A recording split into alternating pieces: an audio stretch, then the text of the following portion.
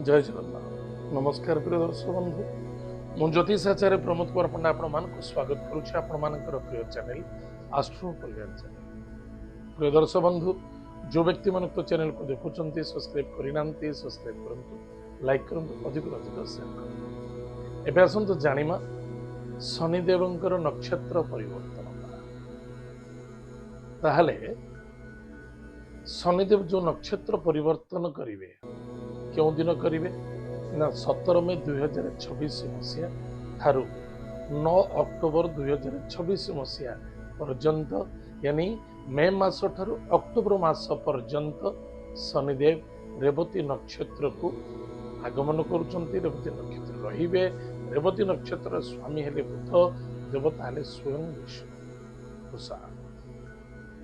ताहले प्रिय दर्शक बंधु, आज आम जाना जो व्यक्ति जन्म जातक राशि हूँ मेष राशि, अन्यथा लग्न हूँ मेष लग्न। जदि आपण पाखे जातक नहीं, नाम राशि हूँ मेष राशि, निश्चित रूप से आज एपिसोड कौन कहूँ मेष राशि व्यक्ति कौन सावधान रहा, कौन करने उचित आज आम जाना।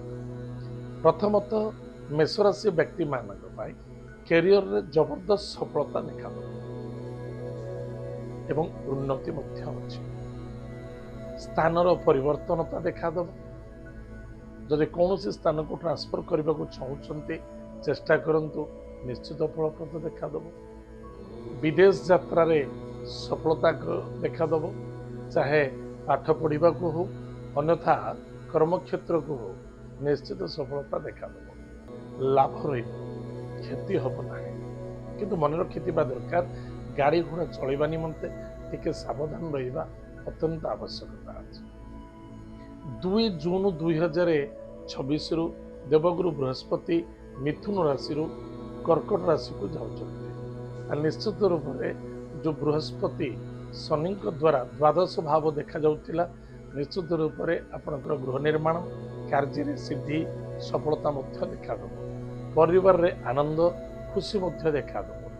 जो मैंने पुलिस मेट्रो कोर्ट कचेरी बा जेल कारावास फसी थे से सुधारता समय प्राप्ति देखा दूर यात्रा, विदेश यात्रा, भ्रमण योग, स्टेज शो, पॉलिटिकल लाइन में जो मैंने अच्छा से जबरदस्त सफलता देखा दूसरी। किंतु गोटे कथा मन रखिए, आपण ध्यान दिंतु, मिछ कहवा नहीं,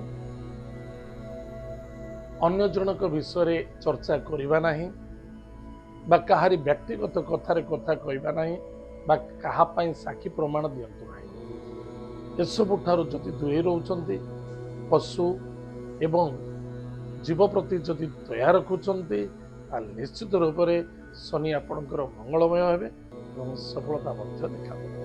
प्रतिकार प्रत्येक दिन प्रातः समय स्नानादि कार्य सारी गायत्री मंत्र को जप करंतु, महामृत्युंजय मंत्र किसी जप करंतु, गाड़ी घोड़ा सावधान चलांतु, क्रोधान्वित ठारू दूरी रुहंतु, धैर्यवान सहित कार्य करंतु। निश्चित रूप से आपणकर मंगल हम, सफलता मिल।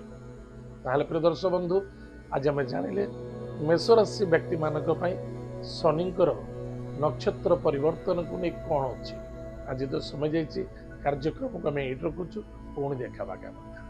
जय जगन्नाथ, नमस्कार।